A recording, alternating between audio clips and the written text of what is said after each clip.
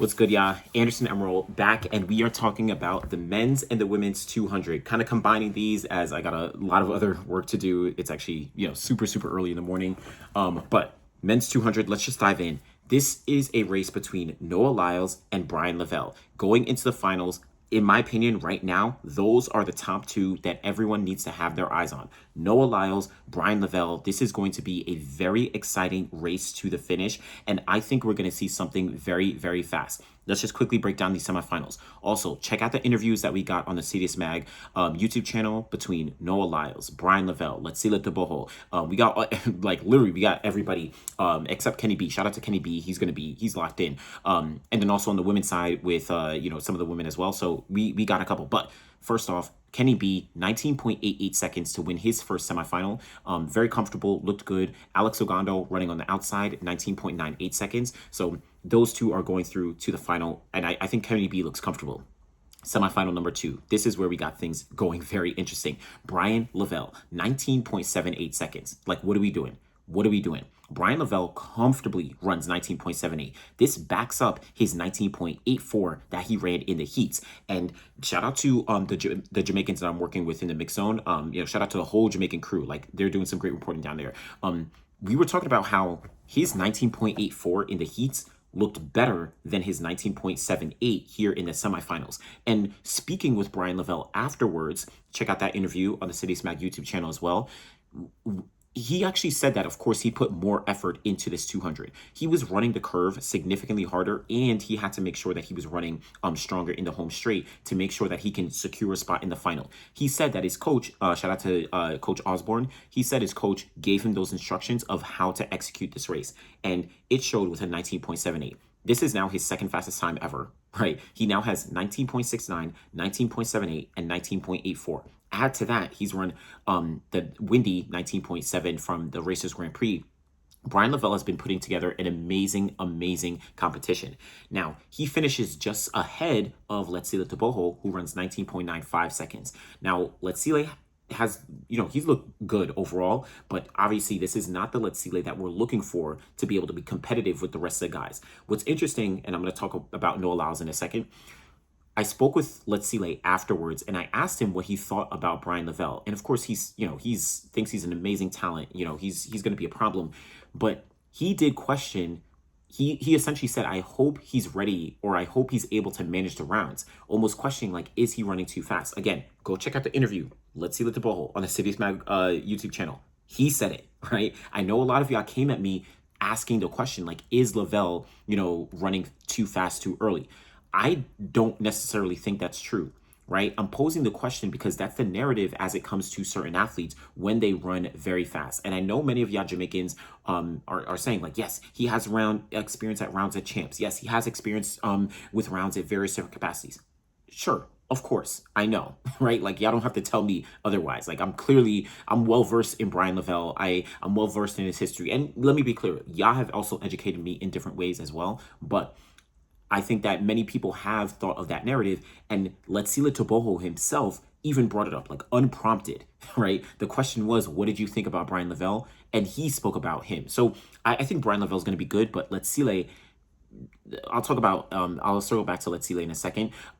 Behind them in that heat, you had Courtney Lindsay. You also had Gout Gout. Unfortunately, they didn't make the final. I'll come back to Gout Gout in a second as well. But in the semifinal, this was where this is where the time qualifiers came from. Noah Lyles, 19.51 seconds. World-leading performance.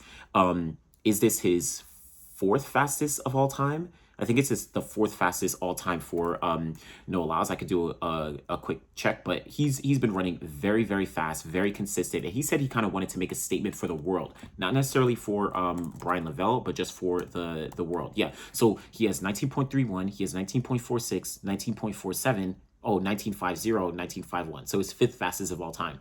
Great performance for Noah Lyles. But he said that he's here to make a statement for the world because, of course, he wanted to show the world that he still got it. Now, in his interview afterwards, he did say that his body is feeling fine and he's been able to manage rounds. He's been able to manage doubles. Of course, this is going to be the conversation on, is he, is Bryan Levell going to have an edge because he's, he's not coming off a double. He's not coming off the 100 like Noah, who's coming off the 100. Again, let's remember that Noah has done the double last year and in 2023. Last year, he, of course, had COVID. 2023, after the double, he ran 19.52 seconds. But before I even talk about the other guys, shout out to Zarno Hughes, 19.95. Dambile from South Africa. Listen, Africa's having a good championships, as well as Makarawu. Africa is having a very good championships. This is going to be something I talk about after the World Champs is over. What has Africa done? But Noah Lyles and Bryan Levell, I think to win this race tomorrow, or whatever day you're watching, it's going to be today for me right now. I think someone's going to have to run 19.4, 19.3. I think that's what it's going to take. I think, obviously, Noah Lyles is in form. Noah Lyles ran harder. He said that he ran this race harder, because he wanted to make a statement, but he said that he still feels good. Bryan Levell has been comfortable. I think that Bryan is very capable of winning this. I'm trying to think of the time is why I'm hesitating, right? I'm gonna be very straight up. I still have Noah Lyles as my favorite. Like, Noah Lyles to me is still the favorite because I still favor the experience and I favor the ability to actually execute in the championship final, right? He's done that before and he has the times to prove it, where this 19.51 is literally his 5th fastest time ever, right? Bryan Levell is executing on a level that we have not seen before, but I still need to see it go down. And this is why I say Noah Lyles, if I'm predicting him to win, he's going to have to run like 19.3 or Bryan Levell is going to beat him. In my opinion, that's what's going to happen.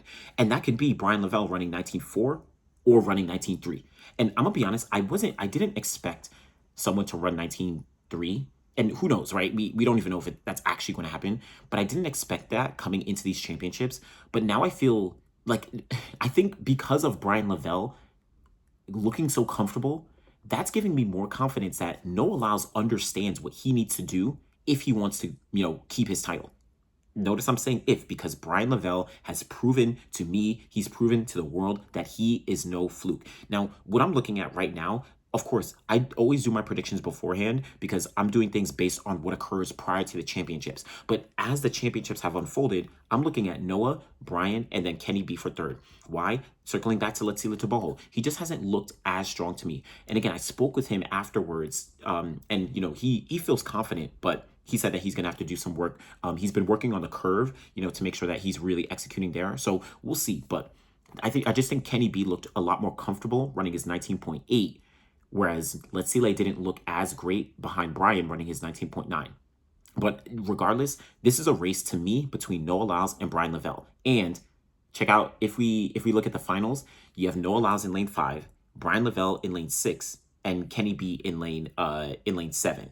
Or I'm sorry, Noah Lyles lane 6, Bryan Levell in lane 7, and then Kenny B in lane 8. Someone could cross-check me. I'll bring it up in a second. But what we're looking at is Noah is going to be able to key off of Bryan Levell a little bit to be able to, execute there. Noah Lyles might get a better start, but, and then, be able to really push through against Bryan.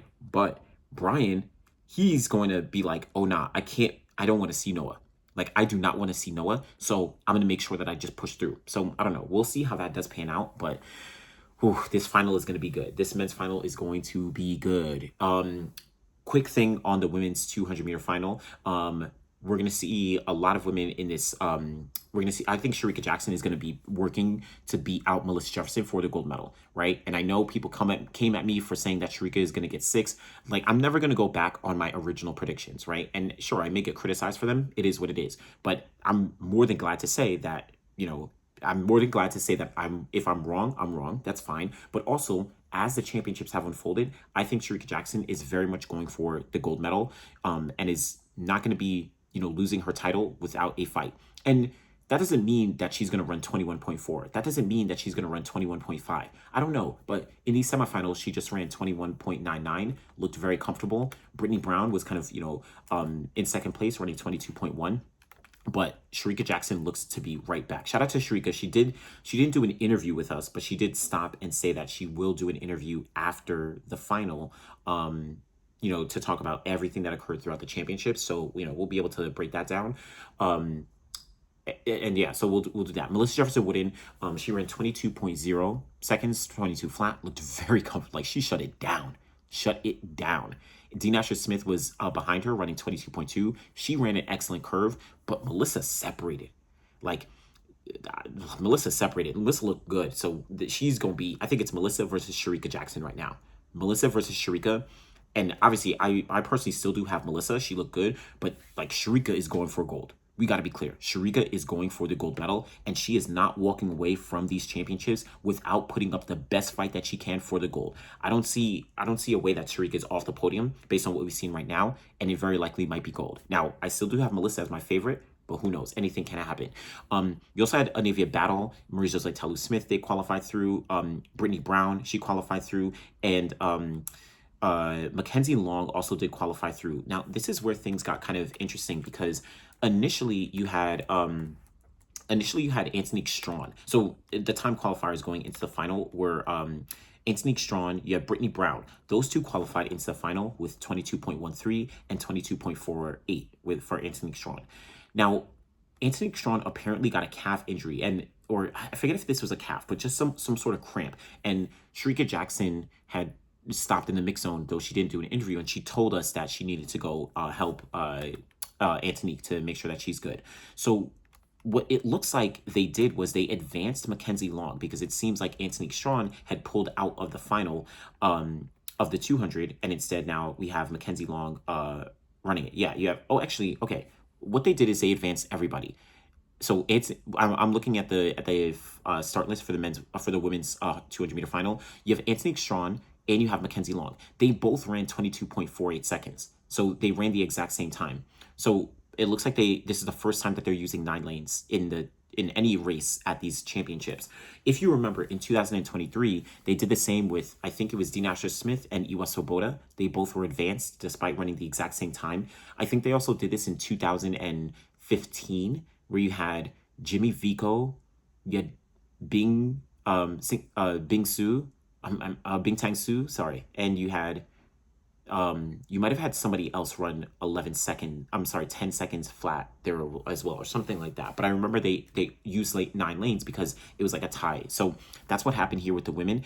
And I spoke with Mackenzie Long because this happened like very late. So I spoke with Mackenzie Long right after the race. That interview is up on the Citius Mag YouTube channel, and we just thought she was out, right? She didn't qualify, but lo and behold, she gets another chance to be able to run in the final, and she's in lane 2. So we'll see. But overall, I think this is a race between Melissa Jefferson-Wooden, Shericka Jackson. Those are the two that you should look out for. I'm excited to see how they do play out. But that was the men's 200 semis. That was the women's 200 meter semis. Excited to see how it does unfold. Let me know what you think about the semifinals and your expectations for that final. Are we going to see 19.3 for the men? Or maybe... This is a race between Noah and Bryan, in my opinion. Shout out to Kenny. Shout out to Letsile. They're in there as well. Are we going to see 21? I don't know. I don't know. We're going to see on the women's side. But let me know what you think. Be sure to like the video. Subscribe to the channel. Truly do appreciate y'all. Thanks for watching.